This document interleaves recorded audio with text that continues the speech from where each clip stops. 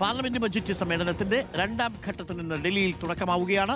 Speaker ഓം ബിർളയ്ക്കെതിരായ അവിശ്വാസ പ്രമേയ notice ഇന്ന് ലോക്സഭയിൽ അവതരിപ്പിക്കും. സംഭവം തന്നെ കളറായി തന്നെയാണ് തുടങ്ങുന്നത് രണ്ടാം ഘട്ടം.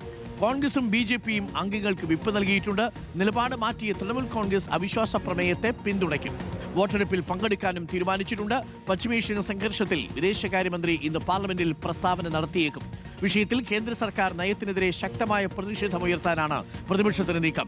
പി ആർ സുനിലുണ്ട് കൂടുതൽ വിവരങ്ങളുമായി. P R Sunil, good morning. P R Sunil, വീണ്ടും ദില്ലി ചൂടുപിടിക്കുന്നു. പാർലമെന്റിൽ വളരെയധികം തെരഞ്ഞെടുപ്പിന് മുൻപുള്ള സെഷനാണ് എന്നുള്ളത് കൊണ്ട് തന്നെ വളരെ പ്രധാനപ്പെട്ട കാര്യം ബജറ്റ് സമ്മേളനത്തിന്റെ രണ്ടാം ഘട്ടത്തിൽ സംശയമുള്ള ദിവസങ്ങളിൽ പാർലമെന്റിലെ സംഭവവികാസങ്ങൾ ചൂടുപിടിക്കും എന്നുള്ളതാണ്. ഇപ്പോഴാണെങ്കിൽ വിദേശനയം പ്രതിപക്ഷം ചോദ്യമുനയിലാക്കിയിട്ടുണ്ട്. വലിയ വിമർശനമാണുള്ളത്. അതിനോടൊപ്പം ഇന്നിപ്പോ ഒന്നും സാങ്കേതികമായൊന്നും സംഭവിക്കാൻ സാധ്യതയില്ല. സ്പീക്കർക്കെതിരെയുള്ള അവിശ്വാസ പ്രമേയം പരാജയപ്പെടുമെങ്കിലും ഒറ്റക്കെട്ടായി പ്രതിപക്ഷത്തിന് ഈ അവിശ്വാസ പ്രമേയത്തെ നേരിടാൻ കഴിയുന്നുണ്ടോ?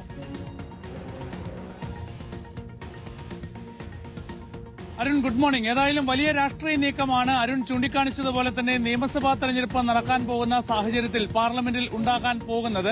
ഏതായാലും തൃണമൂൽ കോൺഗ്രസ് നേരത്തെ ഈ ഒരു അവിശ്വാസ നീക്കത്തിനൊപ്പം ഇല്ല എന്ന് വ്യക്തമാക്കിയിരുന്നു. പക്ഷേ ഇപ്പോൾ തൃണമൂൽ കോൺഗ്രസ് അവിശ്വാസ നീക്കത്തിനൊപ്പം ഉണ്ട് എന്ന നിലപാട് മാറ്റം നടത്തിയിട്ടുണ്ട്. ആ അർത്ഥത്തിൽ പ്രതിപക്ഷ പാർട്ടികൾ ഒറ്റക്കെട്ടായി തന്നെ ഇപ്പോൾ സ്പീക്കർക്കെതിരെയുള്ള ഈ അവിശ്വാസ നോട്ടീസിൽ സ്പീക്കറെ പുറത്താക്കണമെന്ന് ആവശ്യപ്പെട്ട് നൽകിയ നോട്ടീസിൽ ഒറ്റക്കെട്ടായി രംഗത്തുണ്ട് എന്നത് വളരെ പ്രധാനപ്പെട്ട ഒരു നീക്കം തന്നെയാണ്. ഇന്ന് പ്രതിപക്ഷ നിരയിൽ നിന്ന് പ്രധാനപ്പെട്ട നേതാക്കളൊക്കെ തന്നെ സംസാരിക്കും എന്നാണ് മനസ്സിലാക്കാൻ കഴിയുന്നത്. 10 മണിക്കൂർ സമയമാണ് ഇന്ന് ലോക്സഭയിൽ സ്പീക്കറെ പുറത്താക്കണം എന്നാവശ്യപ്പെട്ടുള്ള പ്രമേയത്തിന്മേലുള്ള ചർച്ചയ്ക്കായി അനുവദിച്ചിരിക്കുന്നത്. അപ്പോൾ 10 മണിക്കൂർ സമയത്തിൽ പ്രധാനപ്പെട്ട എല്ലാ പ്രതിപക്ഷ നേതാക്കളും സംസാരിക്കും. വലിയ വാഗ്വാദങ്ങൾ തന്നെയായിരിക്കും സഭയിൽ ഉണ്ടാവുക എന്ന കാര്യത്തിൽ യാതൊരു സംശയവുമില്ല. അരുൺ ചൂണ്ടിക്കാണിച്ചതുപോലെ തന്നെ ഭരണപക്ഷത്തിന് വലിയ ഭൂരിപക്ഷമുള്ളതുകൊണ്ട് നോട്ടീസ് വോട്ടിനിട്ട് തള്ളും എന്ന കാര്യത്തിൽ യാതൊരു സംശയമില്ല. പക്ഷേ ഇതൊരു രാഷ്ട്രീയ സന്ദേശമാണ്, രാഷ്ട്രീയ നീക്കമാണ്. അതിനിടയിൽ രാഹുൽ ഗാന്ധിയെ അയോഗ്യനാക്കണം എന്നാവശ്യപ്പെട്ടുള്ള നോട്ടീസും സഭയ്ക്ക് മുന്നിലുണ്ട്.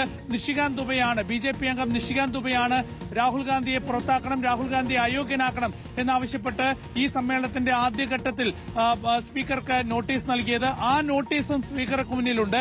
ആ നോട്ടീസും ഒരുപക്ഷെ ഇത്തവണ സഭയിലേക്ക് കൊണ്ടുവരാനുള്ള നീക്കം സർക്കാർ നടത്തിയേക്കും എന്നുള്ള സൂചനകൾ കൂടിയുണ്ട്. അതുകൊണ്ട് തന്നെ ഈ നിയമസഭാ തെരഞ്ഞെടുപ്പുകൾ ലക്ഷ്യം വെച്ചുകൊണ്ടുള്ള വലിയ രാഷ്ട്രീയ നീക്കം തന്നെയായിരിക്കും പാർലമെന്റ് കാണാൻ പോകുന്നത്.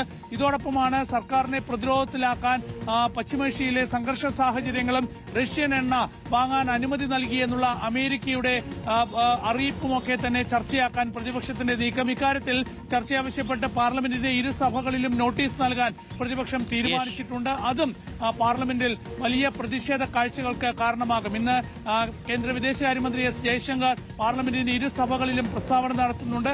അപ്പോൾ ഈ വിഷയത്തിൽ പ്രധാനമന്ത്രിയുടെ നിലപാട് അറിയണം എന്നാവശ്യപ്പെട്ടുള്ള പ്രതിപക്ഷ നീക്കവും കാണാം. ഓക്കെ, പി ആർ സുനിലാണ് വിവരങ്ങൾ നൽകിയത്. പി ആർ സുനിൽ തന്നെ തുടരണം. P R Sunil.